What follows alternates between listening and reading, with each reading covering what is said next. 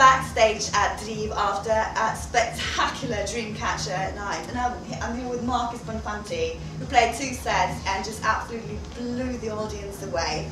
And so I'm thinking, after such a really spectacular performance, we've got to know, who is this man? What's he up to? And so my first question to you is, tell me about your music. I mean, who is Marcus Bonfanti, the artist? I'm never quite sure.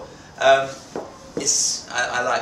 love blues music, which is why I play the blues predominantly. But I think what I try and do is write songs that are, let's say, blues influenced, but aren't just straight ahead blues songs. So I've always liked songwriters, great songwriters like Cat Stevens and the Beatles, and I just try and emulate your heroes, but with a kind of blues edge to it, and see what comes out. And usually it's something quite nasty and swampy, but it's got a tune to it, so yeah, it's okay.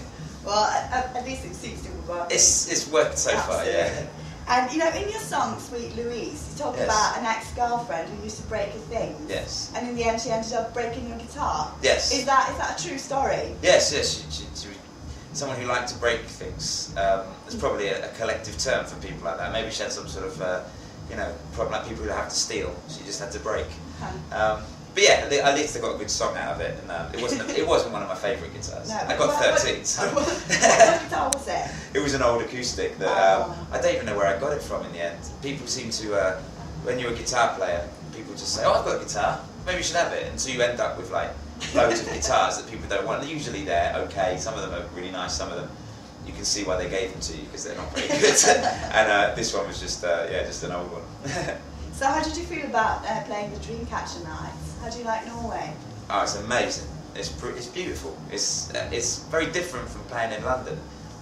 Not that I don't enjoy playing in London, because I do, but I couldn't put my finger on it. Everyone's very chilled out here. I think it's because you can see the sea and the mountains and a lot of green, and everyone just seems really, I don't know, just happy and chilled.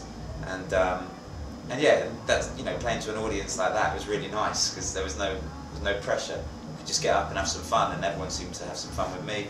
And they understood most of what I said. I think I only did 2 Norwegian words, but next time I come I'll do 3 or maybe 4. And I won't be so bold as to say I'll sing in Norwegian. Maybe after about 5 trips I'll do that Norwegian camping song. But no, I loved it. I love Norway. I just can't wait to come back. Tromsø is beautiful. Oh, sounds good. We'd love to have you back. Good. So another thing I've been wondering about is, what is the craziest thing that's ever happened to you at a gig?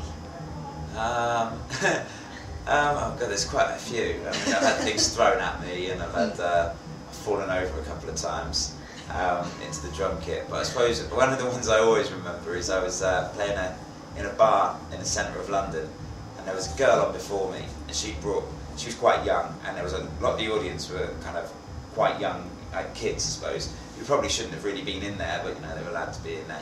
And they were getting quite drunk, and by the time I got on, there was one girl at the front who was just kind of rocking, and she had a pretty vacant look. I thought she's in a bit of trouble here.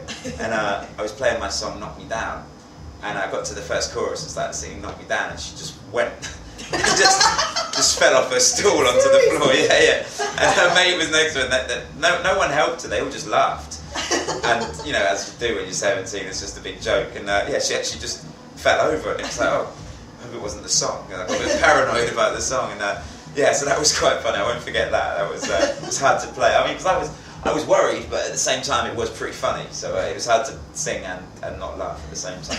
I can imagine.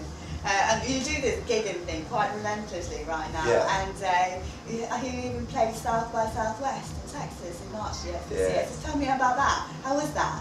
That was this good. I got these boots. Oh, fantastic. And these aren't even the fancy ones, because the fancy ones cost like $400, which was stupid of me, but yeah, and they've got a little bit, they're coming apart a little bit, so I'm too scared to wear them. I have to get them fixed. But no, Texas, apart from the boots, Texas was amazing. It's a place I've always wanted to go. I've loved the music that's come out of Texas for years and years and years, and I've heard a lot about the festival. And it was thanks to Tony Moore from the Bedford. He took a stage out there and invited me along to to play on it, which was brilliant because then I had a reason to go. And then, you know, there's always 100 reasons not to go somewhere. You know, I can't afford it, I haven't got the time. Then suddenly you have a reason, you're like, right, I'm going. And it was just amazing. I've never seen so much music in one place, and so much good music, and so much good blues music. And it was like, you know, we were only there for 4 days, but I didn't really sleep at all. There was so much to do, it was amazing. And the gigs were incredible. Ended up getting a couple of gigs extra while you're there, just, you know, chatting to people. And I can't wait for the next year. Oh, that sounds really good. So what are your plans now for the next few months, the next year? What's going to happen? For the rest of the year, I'm going out on tour in September and October, last bit of September, beginning of October, with the band. I've not done a full tour with the band yet, so I'm quite excited about that. Go out on the road with the boys. That'd be good fun, because usually I just tour on my own. It's brilliant fun, but don't have anyone to go out drinking with afterwards. So now I've got the boys with me, we're going to have some good times. And then I go out on my own in November, opening for a man named Philip Sace, who's a fantastic blues guitarist. And then I suppose I better start working on the third record, because I want to get that out next year. So I've already started writing. I was actually writing a tune earlier on today, in the downstairs from here in that little dressing room bit. It's quite inspiring being around lakes and mountains and stuff. So yeah, I started writing a song. So yeah, get writing on that, and then start recording the next album next year. And then hopefully, you know, that album will go a little bit further than the last one did, and we'll just, you know, I could do some more touring. And that's what I want to do, make albums and go out on the road forever. That sounds like a pretty wicked plan. I think so, I'd be happy. Yeah.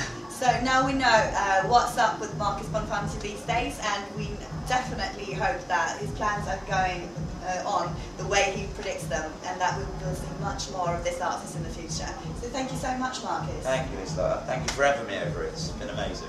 Right.